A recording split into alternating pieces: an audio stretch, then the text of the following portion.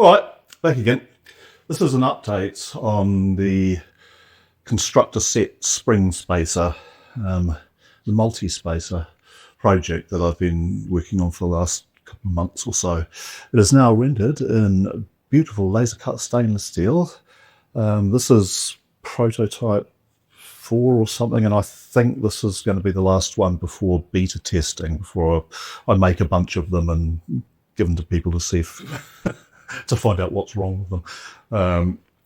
So it's all stainless steel, and it's got little red bolt things, nut things to stop pins falling up. And I've decided that it's quite good to have a kind of ruler across the bottom, so it can slide like so. So, you know, it's optional. You can take it off if you want. In fact, everything here is optional. You can take it off if you want.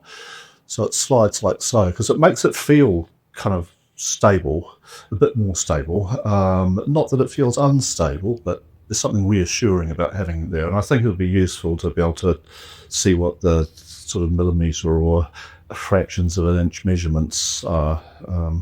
So it's going to have one of those.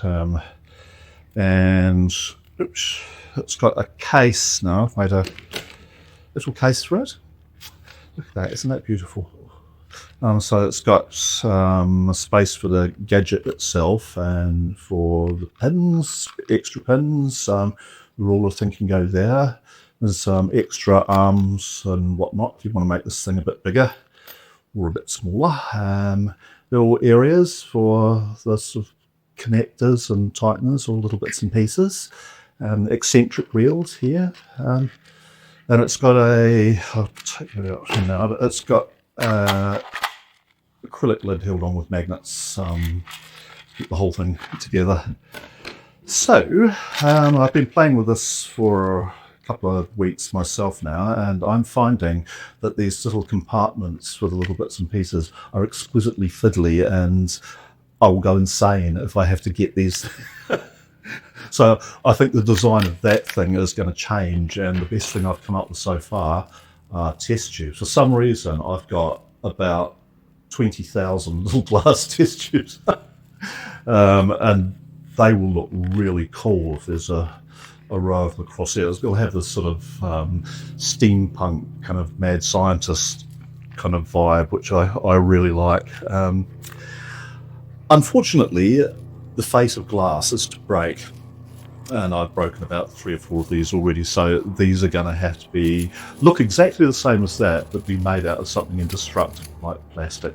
I've experimented with using the little boxes that router bits for the CNC machine come in, and they are the most practical by a long way, but they don't look as cool as these, and I'm all about things looking cool.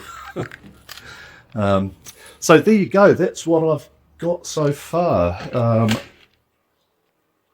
Still to do another couple of goes at the case. I need to get these brass bits and the pointers made for me. My metalworking skills are just not good enough to make these things precise enough, so they're going to have to be made by somebody else's highly capable CNC lathe, I would say. And the pins need to be made out of tall steel or carbon steel, or I think like what's it, tungsten carbide is probably overkill. I mean, I've looked into that as well. I think that's overkill, and it costs about 10 times as much. So I think like hardened steel of some sort, something hard enough so you can actually use the whole thing as one big kind of scribe. So that's where I'm at. It's there you go. So I'm talking to people making these things for me at the moment, and that'll probably be about, I don't know, 3 weeks or so. And I'll give like beta testing about a month, I think, see what comes back from that. But yeah, getting there. It's been a long and winding road. Believe you me. The reason these things are red is because otherwise you're constantly losing them. And also they look kind of fancier. So there you go, look at that. Lovely. Talk to you later.